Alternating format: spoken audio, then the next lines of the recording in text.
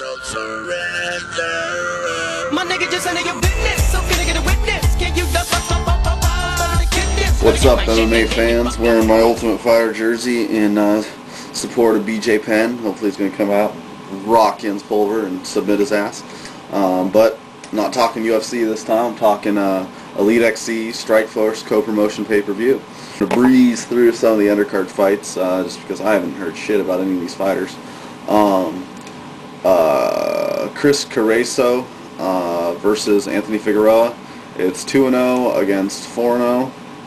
They both have, they are combined 3-0 over David Barrios. But I'm going to go with Careso in this fight just because he knocked out Barrios, and Anthony Figueroa went to decision with him twice. So, Careso by second round knockout. Next fight, Rex Richards, Steve Jester. Steve Jester's 0-1 in his mixed martial arts career, and Rex Richards is 3-0. So I'm going to take Rex Richards by submission in the first round. Next fight, Aaron Weatherspoon versus Mike Pyle. Now, Mike Pyle is the first fighter ever to give John Fitch a loss. And of course, that was Fitch's first fight. He's been in the ring against some great guys: Andre Semenoff, Quentin Jackson, John Fitch, of course, Shoney Carter, Rory Markham, Matt Horwich. He's fought in the IFL. He's fought for EliteXC. He's fought in the WEC. He's fought in Shudo. I mean, he's fought in a ton of different organizations. And I like Mike Pyle. I think he's got a slick submission game, and I think that's what's going to happen. I think Aaron Webster or Weatherspoon is going to get submitted in the first round. So, all right, moving on. We have Luke Stewart versus Jason Von Flue. Luke Stewart's 2-0 in his career, 2 submissions. Jason Von Flue is a seasoned veteran of the fight game, you know, with a record of 12-7-1. I just look for, I mean, he's been in the ring against some decent opponents, you know, Joe Riggs, Luke Kuma, Alex Karalexis. I just think Jason Von Flue has too much experience for Luke Stewart, so Von Flue by first round submission. Next fight on the card is a swing bout. I hope it makes it to the main card. I hope I get to see it because it's got one of my favorite fighters, Dwayne Ludwig. Ludwig has been in the ring against a ton of great opponents. You know, Josh the Punk Thompson, Tyson Griffin, BJ Penn, Genki Sudo, Jens Pulver, Charles Bennett. So I mean, and he has wins over some of these fighters. So I look for Dwayne Bang to come out and run his well-rounded game on Paul Daly, Semtex, who hasn't really fought anybody, and I look for I'm looking for a first-round submission by Dwayne Ludwig. All right, next fight on the card, Victor Joe Boxer Valenzuela, who against Charles Crazy Horse Bennett. Now, these two fighters, they fought to a draw back in 2005 at King of the Cage. You know, Charles Bennett puts on exciting fights. He's got, you know, awesome hands. He's been in the ring against some great fighters. You know, Gomi, Uriah Faber, Dokonjo Nasuki Mishima. You know, a ton of these guys, you know, a ton of guys that are champions or have been champions or are quality fighters. So I just think the experience, once again, you know, he seems to be lost when he's on the ground, but I don't see, I mean, yeah, Victor Valenzuela has 3 submissions, but just, if your nickname's Joe Boxer, I have a feeling you like to stand up. So I look for Charles Crazy Horse Bennett because I know he has KO power, knockout in the second round. All right, moving on. We come to Tony Strickland, the Freak, who's, in my opinion, most well known for that standing back elbow that Anderson Silva delivered to him that just absolutely crumbled him.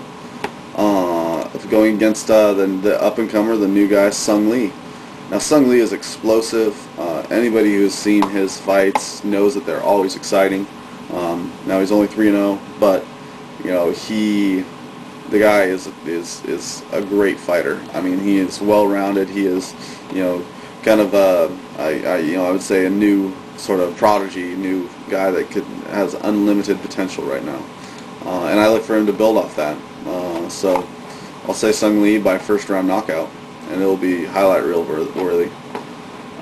Next fight, Nick Gonzalez versus Josh the Punk Thompson. Now, Gonzalez, not much known about him. Hasn't been in the ring against a lot of top competition from what I've seen. Pretty much fought the majority of his career in Renegades Extreme Fighting, and you know, other than that, Talon Challenge and Extreme Fight Championship 7. So, yeah, not much known about Nick Gonzalez. 11-4. A lot of his fights go to decision. Now, a lot of people, you know, I think the Punk Thompson is somebody that people either love or hate, and I like him. He's an American Kickboxing Academy fighter. Wins over Hermes Franca. You know, he's fought against Yamamoto, Kid Yamamoto, kicked him in the groin. Yamamoto couldn't continue. He's been in the ring. Eve Edwards, Clay Guida, Dwayne Ludwig, has a win over Ludwig, in fact. So, yeah, I'm going to go with the Punk. I think he's just a better fighter and more experience by submission in the first round. All right, UFC veteran Paul the Headhunter Buentella versus Carter the Beast Williams. The Beast is only 3-1. You know, you know, once again, I think the experience thing's going to play out. This is another American Kickboxing Academy fighter in Paul Buentella. You know, Buentella's got, you know, bricks in his hands, and he is a great stand-up fighter. And he finishes fights. I mean, it's only one fight in his whole career has gone to a decision. So, and he's been in the ring against some great fighters. He's been in the ring with Andre Arlovsky. He's been in the ring with Rico Rodriguez, Gan McGee, Dan Severn, Evan Tanner. So I really look for Paul Buentella to win by knockout in the second round.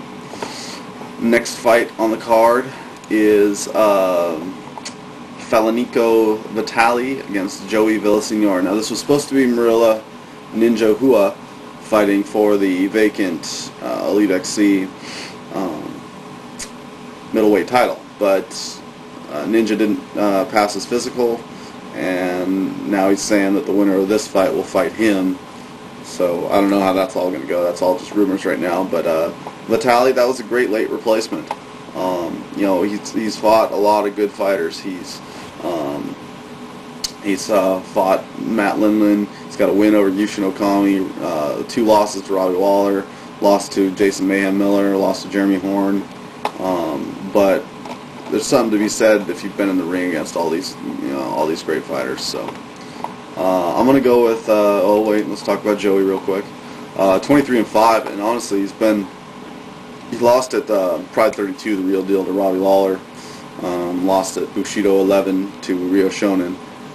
But other than that, I mean, he's you know, he was on like a 13-fight win streak when he fought Shonen. So you know, I don't know. I like Joe Villasenor. I think he's a good fighter. He put a clinic on a very tentative David Loizo back at the EliteXC, so back in February. So I just look for Joey Villasenor to come out and dictate the pace, and I think this fight will go to decision, but I think he'll win a unanimous decision. All right, main event time: Frank Shamrock versus Phil, the New York Badass Baroni. I hate both these fighters with passion. I think they're not very. I don't think they're very good ambassadors to the world of MMA, and I think Frank Shamrock is a little bit worse. I think he's kind of like the spoiled son of the MMA, to where if things don't go his way, he just, I don't know. Just if things don't go his way, it seems like, you know, he'll go all renegade style and, you know, illegal punches and stuff like that. Like, you know, when he fought Renzo Gracie, it was retarded. He was losing the fight. He gets into a position that's actually decent for him. Knees him twice in the head. They stop. Whoa! No knees to the head of a ground opponent. So Renzo collects himself. They get back into the position, and what does he do? He knees him right again. Knees him in the head right again. Okay, disqualification.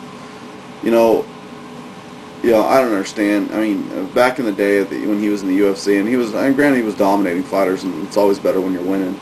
But, you know, Jesus Christ, man, be a man. And if you're losing, if you're going to lose, you know, take your loss in stride, learn from it. So that's one of the reasons that I absolutely despise Frank Shamrock. The other, Phil Baroni, I don't like him either. because everything that I've ever heard about him is that he is a total punk in person. He is, if you look at his girlfriend or whatever, he'll fight you. He'll do whatever. So but he's been in the ring against some great opponents. As the Shamrock, and Baroni has just lights. I mean, he just lights people up with his hands. I mean, that knockout of Dave Monet in the UFC, where Monet was out on his feet and he just his hands were just going. I mean, hit him like 8 times in like a second and a half. It was scary.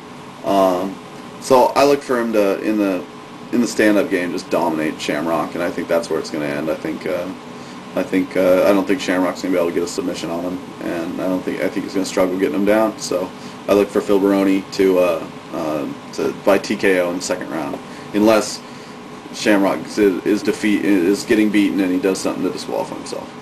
I think that's a chance. So, all right, well, night trains, shockers.